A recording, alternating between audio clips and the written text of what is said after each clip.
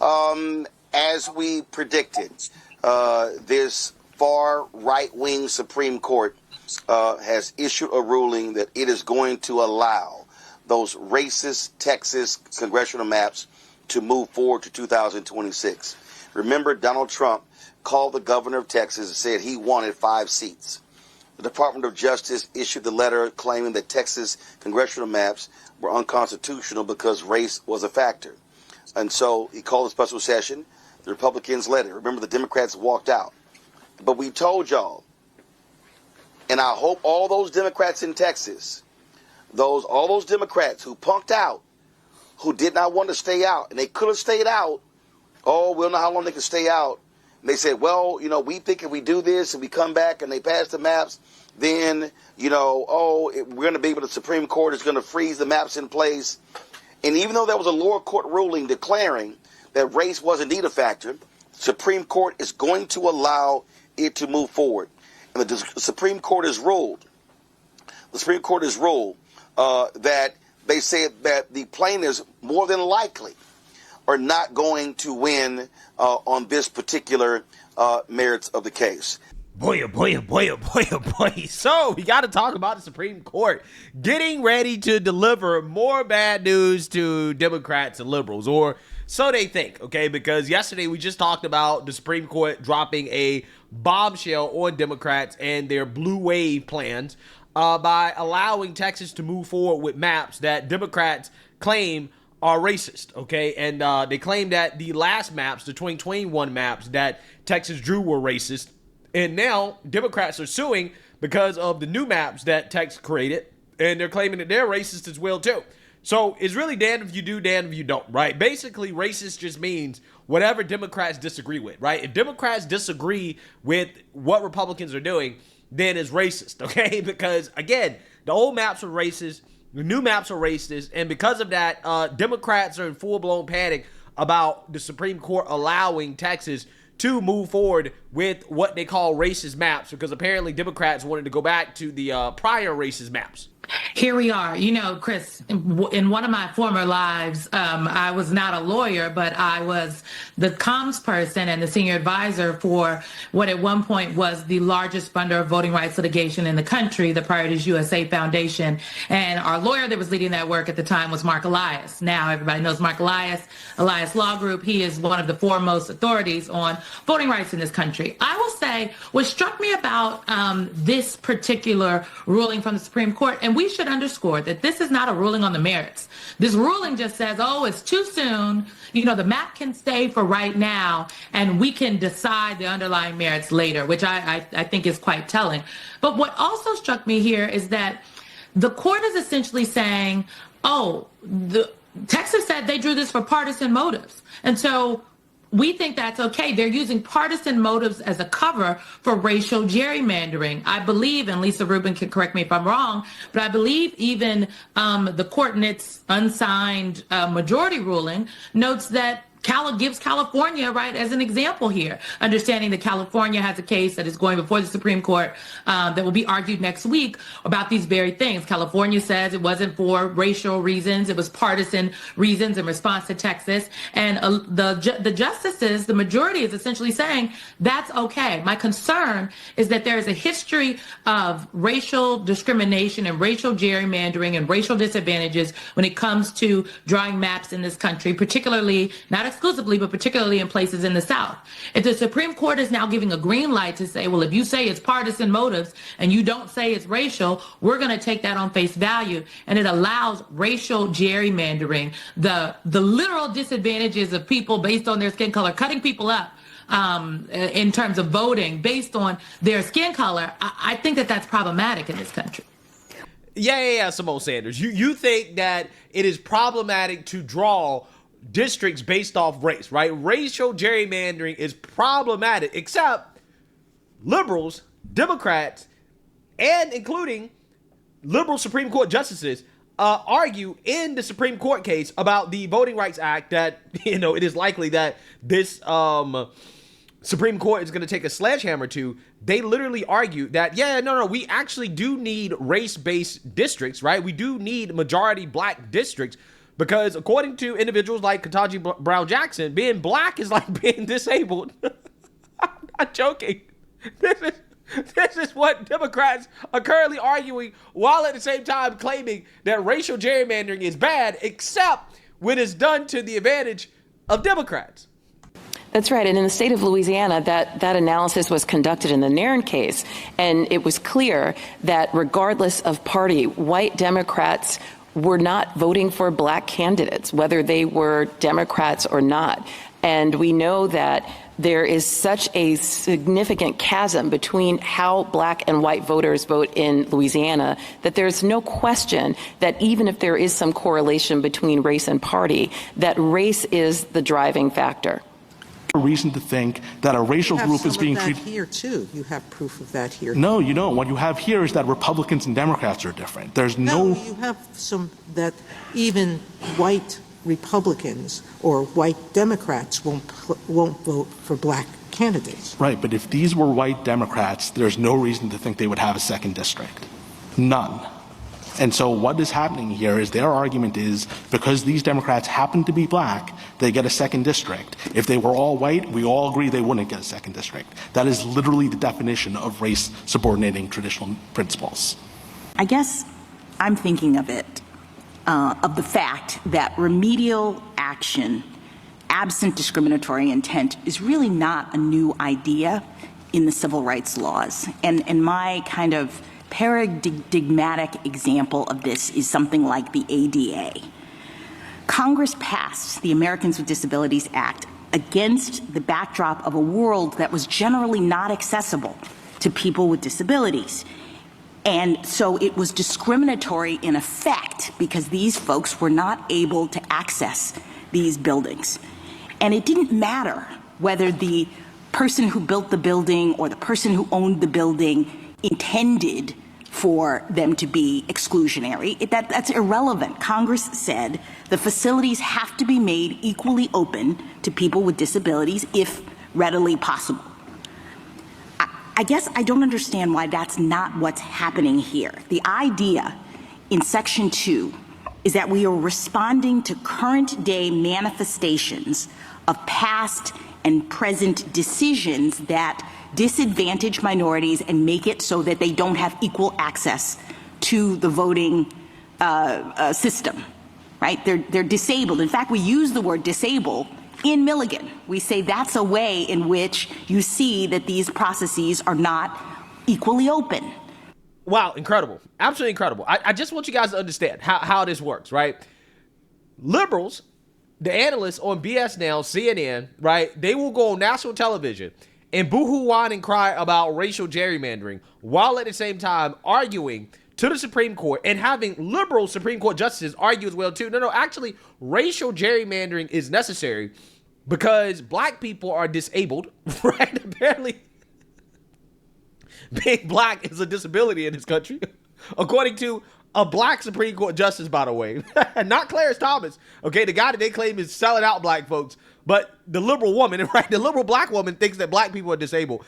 And because white Democrats are so racist that they won't vote for black folks. So therefore, majority black districts are necessary, right?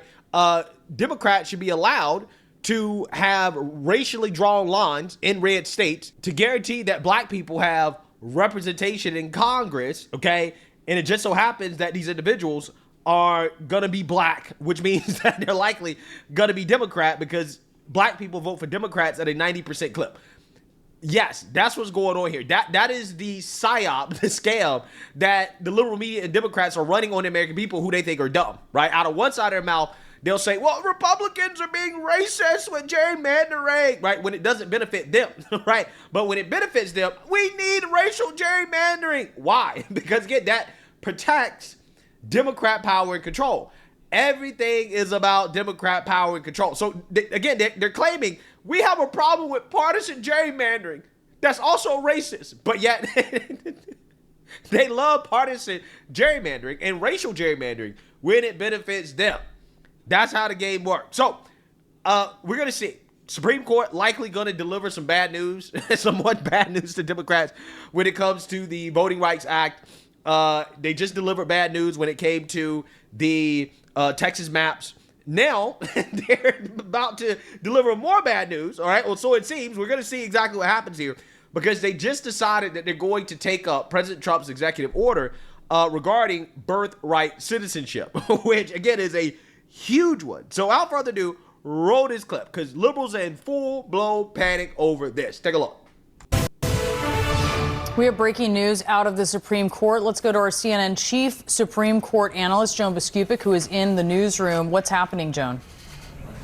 Supreme Court just this minute, Brianna, announced it's going to take up challenge to President Trump's order lifting birthright citizenship. You might remember on January 20th, his first day in office, he took his Sharpie pen and he said, this is a big one. And what he did was he tried to eliminate the automatic birthright citizenship that all Americans have had for more than a century. And what that does, it goes to the 14th Amendment of the Constitution that says all persons born or naturalized in the United States and subject to the jurisdiction thereof are citizens of the United States. That means that anyone who's born here, Brianna, automatically becomes a U.S. citizen.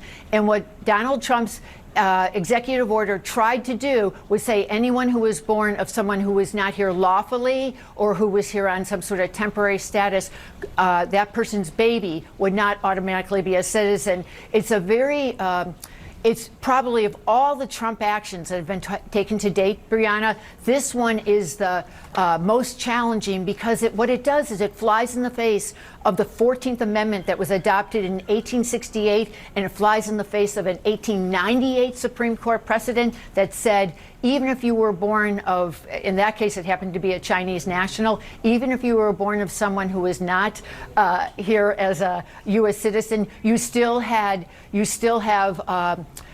definitely still have citizenship here in the U.S. Brianna. Order that would be allowing a president to amend our Constitution, to change our Constitution by an executive order of the sitting president. That's what the Supreme Court would be setting up. Do you realize what the road would be for progressing on with that? If a president can change our Constitution by an executive order when the text of the Constitution could not be clearer, and the Supreme Court just says, yep, president can do that, it's over. We no longer have a constitutional society. It is over, because what else can the president change by executive order if the Supreme Court says, yeah, he can change the Constitution with an executive order? And not just citizens. So citizenship would clearly be up for grabs. You upset the president, you report something he doesn't want reported, okay, we're going to strip your citizenship because you're giving him that power. But everything else then, the whole Constitution becomes negotiable. Does the president think that we shouldn't apply the First Amendment? Does the president think we shouldn't apply the Second Amendment? What about if there's a president on there, MAGA, that you don't agree with? You want to give the precedent that they can change the Constitution just by an executive order? I cannot overstate the importance of this.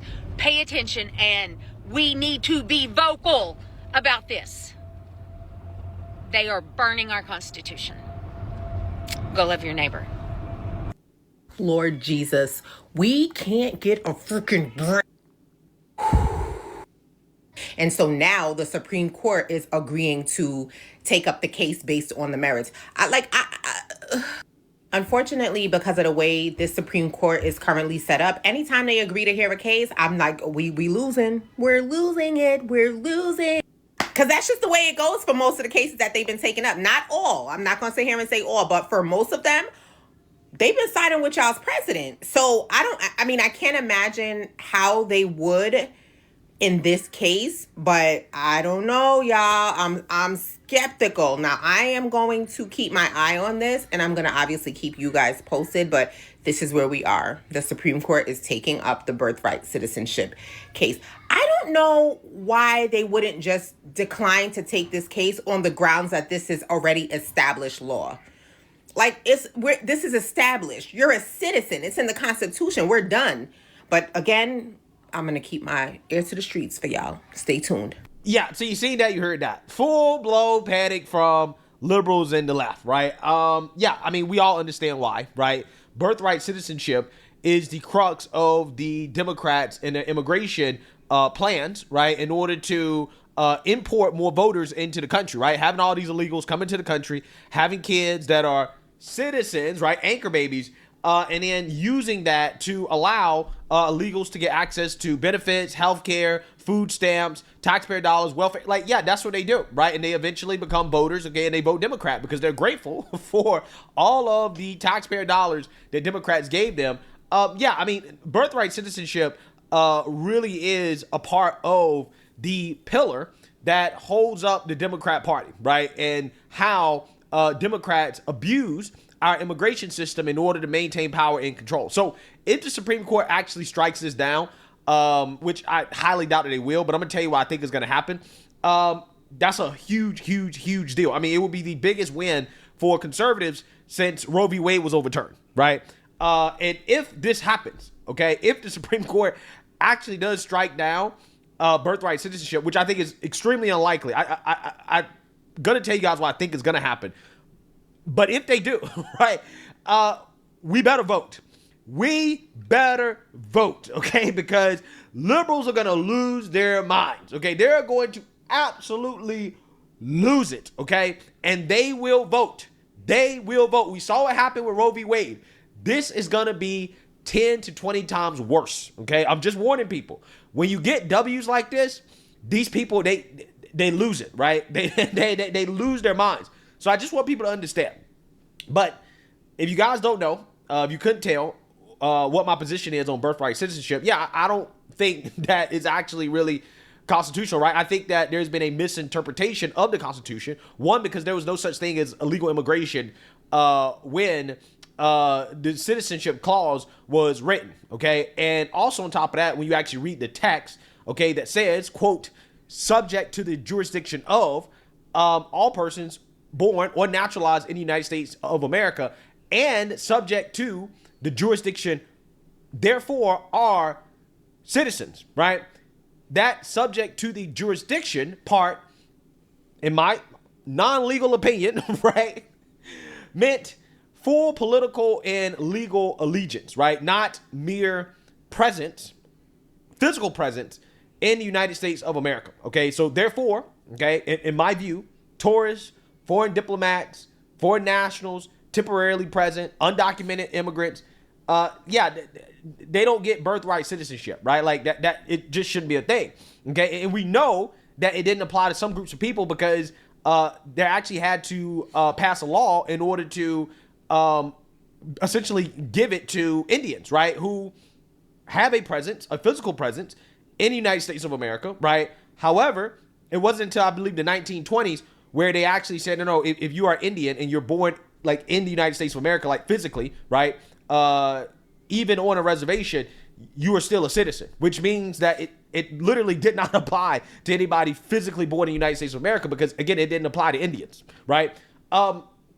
Also, the framers of the 14th Amendment explicitly said that it did not apply to foreigners, right? For example, Senator Jacob Howard, the author of the Citizenship Clause, explicitly said on the Senate floor, quote, it will not, of course, include persons who belong to the families of ambassadors or foreign ministers and Indians not taxed, right? Quote, every person born within the limits of the United States and not subject of any foreign power, aka not the citizen of some other country, right? AKA does not have allegiance to another country. Citizenship is allegiance, right?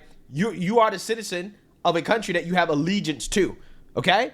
That's what citizenship is, in my opinion, right? And that's also why I'm against dual citizenship. I'm especially against dual citizenship for anybody serving in Congress, okay, or serving in elected office. You cannot have dual allegiance to a foreign country in the United States of America at the same time. And I don't care what country that is, right, including that little country in the Middle East, right, that everybody likes to talk about so much. No, I do not think that those individuals who have dual allegiance, dual citizenship, should be allowed to serve in public office in the United States of America, especially in Congress, okay? So, yeah, I mean, I think there are plenty of reasons for why birthright citizenship, the interpretation of it, is incorrect. right? Or the citizenship clause, the interpretation of the citizenship clause is incorrect. Now, what I think is likely to happen is that I think that the Supreme Court is going to narrow birthright citizenship, but not fully overturn it. Okay, so they're probably going to focus on defining what subject to the jurisdiction thereof actually means, right? They're probably going to focus on that in order to basically, again, narrow birthright citizenship and clarify exactly what that really means in practice, which could take away birthright citizenship of children if their parents are in the United States illegally, right, or here temporarily, or again, not subject to the jurisdiction of the United States of America in whatever way the Supreme Court defines it, right? And that would uphold some parts of the president's order without explicitly overturning prior Supreme Court rulings, okay? And the second most likely outcome is that they strike down President Trump's order, but they say, hey, Congress needs to act, right? That Congress has to define this, right?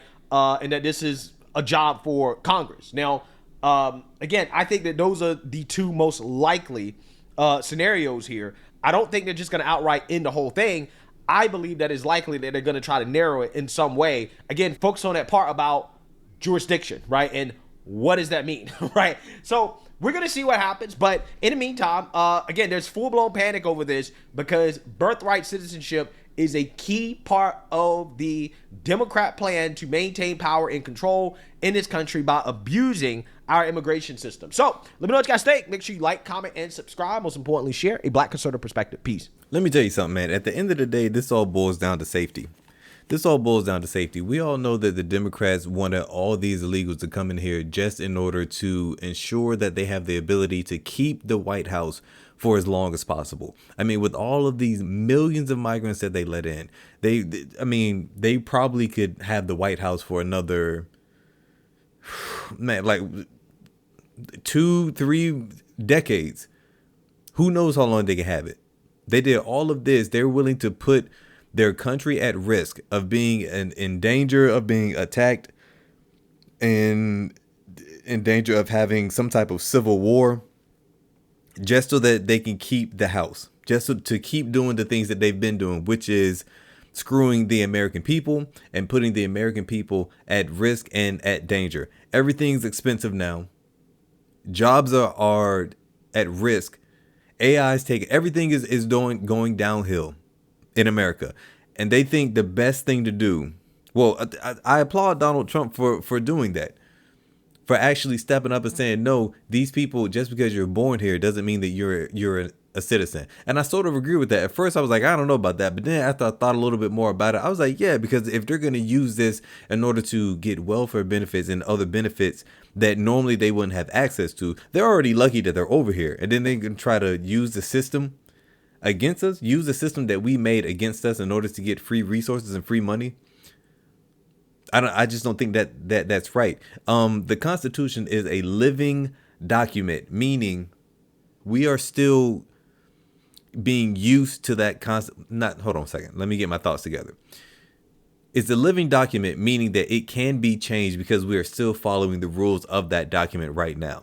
So if Donald Trump changes that, he is fully, why wouldn't he be able to change it? We're just going to always stay with the Constitution and that's it. Nothing's ever going to change.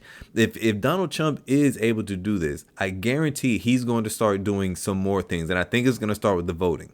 I think he's going to make it a little bit more difficult for people to vote. He's leaning so much towards a conservative way, and the country is leaning more conservative too, because things are just getting so out of hand being under the liberals and the Democrats. But guys, that's it for this video. Like this video, subscribe, and I will see you on another one. Oh, put your take down below. Let me read your takes. Let me hear what you have to say. Maybe I'm completely wrong. Maybe I'm half true. Maybe I'm all the way right. Give me your input on what I missed. I'll see you on another one.